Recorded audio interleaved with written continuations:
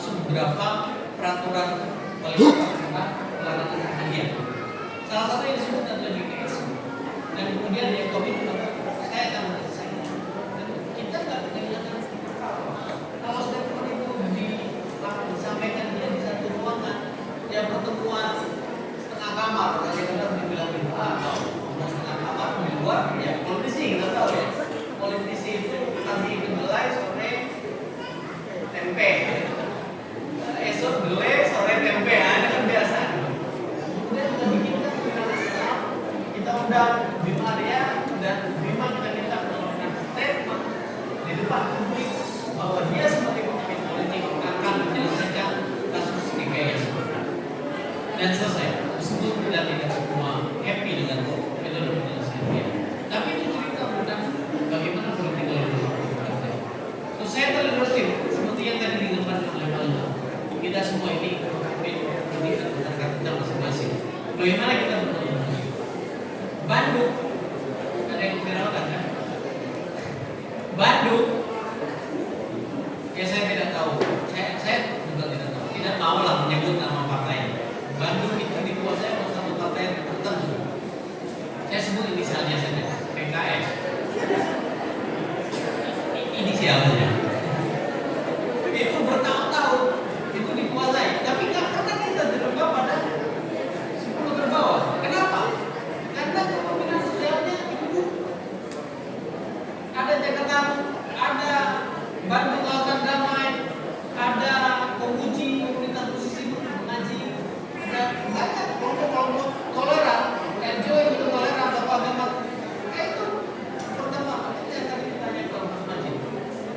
Apakah bosnya itu berpindah dari satu undang kepada kepada yang lain?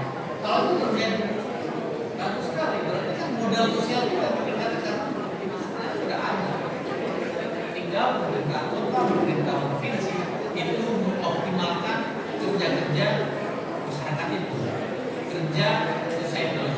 Yang lain selain societal leadership, birokratik leadership. Salah satu kota itu wali kotanya merintahkan dia untuk mengeluarkan surat edaran tentang pelarangan perayaan Ashura bagusnya. Tapi apa yang dikatakan dalam satu kota? Dia bilang wali kota melalui wali kota itu 409 dengan dia 5 tahun kalian berubah karena pilkada. Dia mengatakan itu bukan masyarakat sipil. Maka sementara saya akan di sini terus sampai pensiun sebagai pegawai daerah. Saya tinggal pindah ke PD.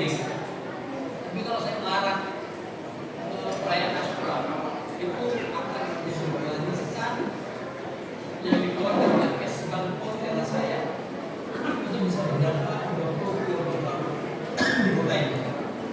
Dia mengatakan begitu. Artinya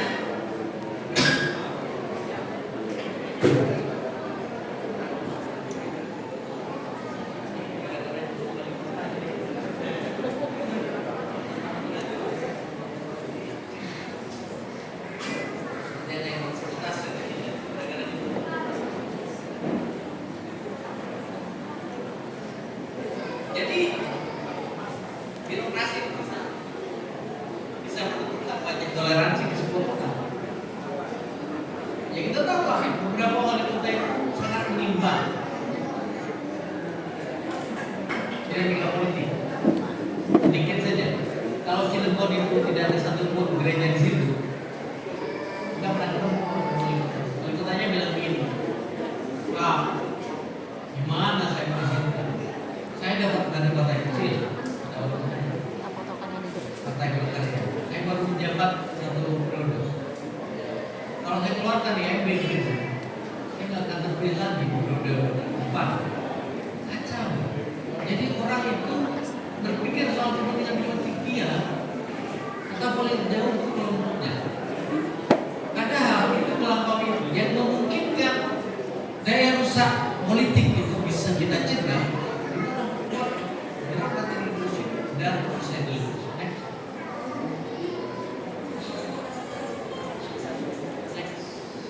Oke, misalnya nanti kita dalam di katanya kan selesai. Next, itu yang tadi saya bilang, setara sudah mendorong lama, stres itu harus menjadi dasar bagi masyarakat untuk menjadi negara. FKUP itu biasanya di PPM, tapi naik menjadi Perpres. Udah lama, 2019 saya katakan itu. Di begitu banyak media, dari Rakyat Merdeka, Detik, Kompas, Facebook, sampai beberapa media alternatif. Itu saya sudah menyampaikan begitu. PBM harus dinaikkan kelasnya menjadi Perpres, tapi pengaturannya harus diperbaiki.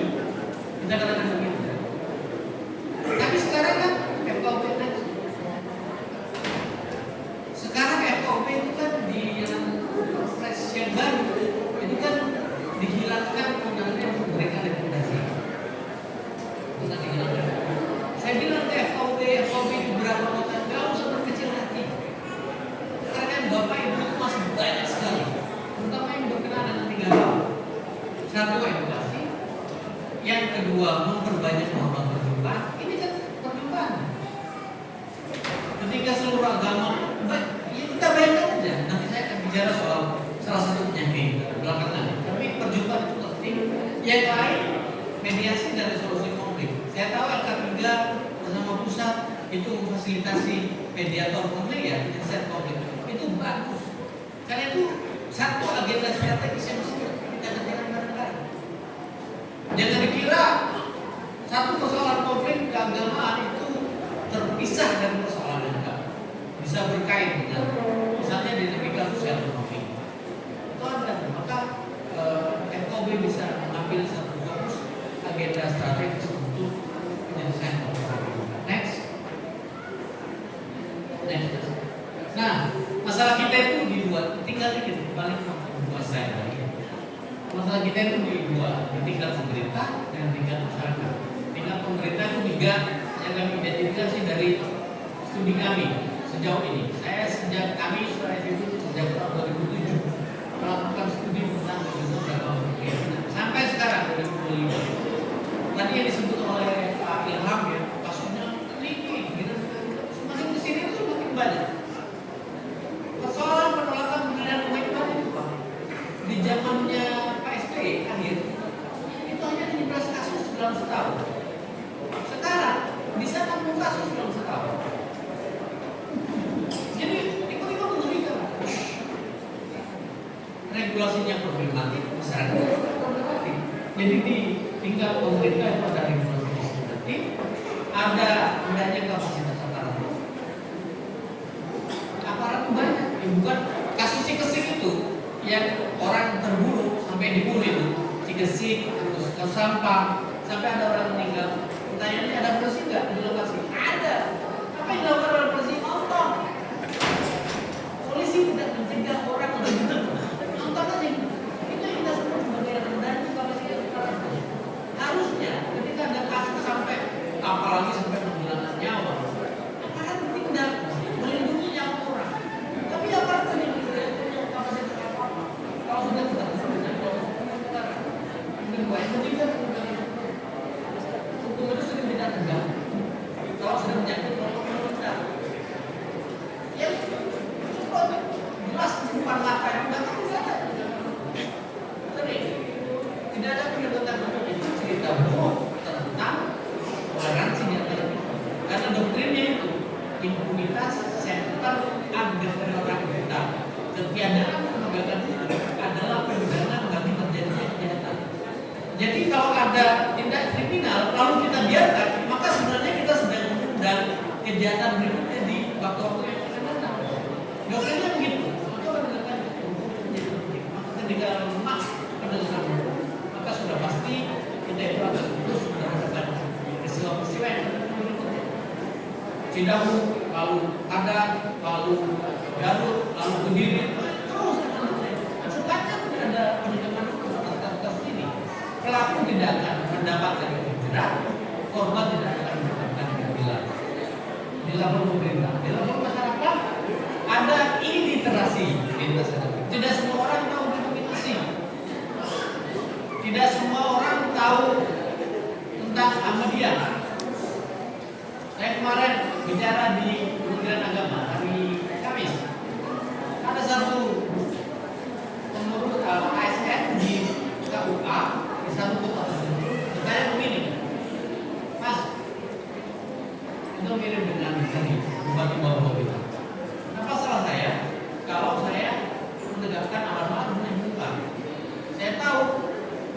dia itu, kata dia, itu kitab sucinya ini sadarnya begini, ada nabi setelah Nabi Muhammad, kata dia,